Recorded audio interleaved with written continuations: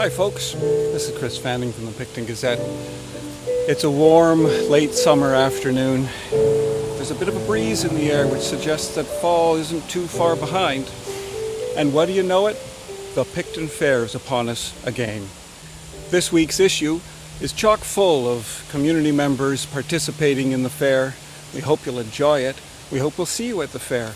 I'm not 100% sure that my apples are going to win any prizes, but someone's will. We'll see you at the fair. Of course, Mother Nature can't stop the news, and Karen Valahora has a report on last week's council meeting at which the regional water treatment plant made another step towards progress. The approval of the tender for a design came through. This was a very important step at securing safe water for the entire region for the long term. Karen's editorial takes on the spirit with which this was passed, the actions of council to achieve a consensus, to reach a compromise. We're very pleased that this has happened, and we look forward to this enabling future development. And of course, there's also a provincial by-election taking place. Jason Parks has this one.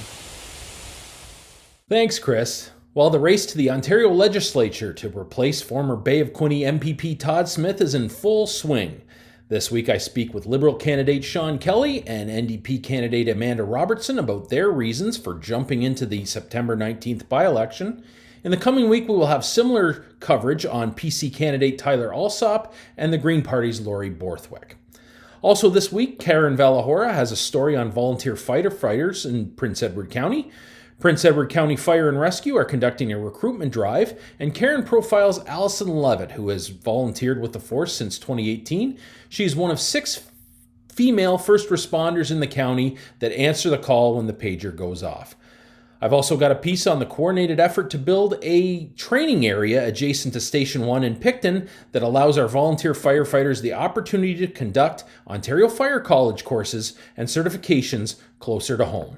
Back to you. Thank you very much, Jason.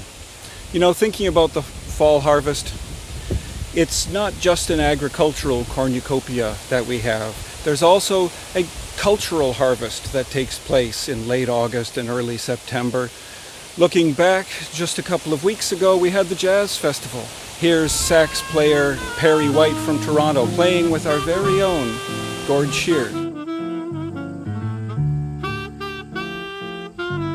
This was at the Glenwood Cemetery in an outdoor concert a couple of weeks ago, and we've only just been able to catch up with our roundup, which we've published online, with a number of comments from listeners from across the county on shows that they heard and enjoyed. I hope you like that.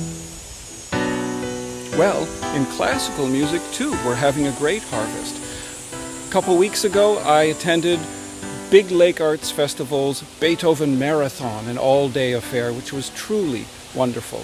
I hope you'll get a chance to read about that in our online publication.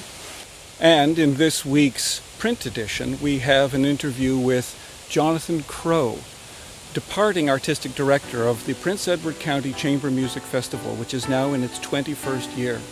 We talk a little philosophy, we talk a little bit about the program that's coming up beginning 13th of September for 2 weekends. I hope to see some of you there. I hope you'll enjoy our coverage. And until next time, remember, all the links to these articles are in the description below. And you can also subscribe to our newsletter, where we'll keep you up to date and make sure you don't miss any of these events. Until next week, happy listening.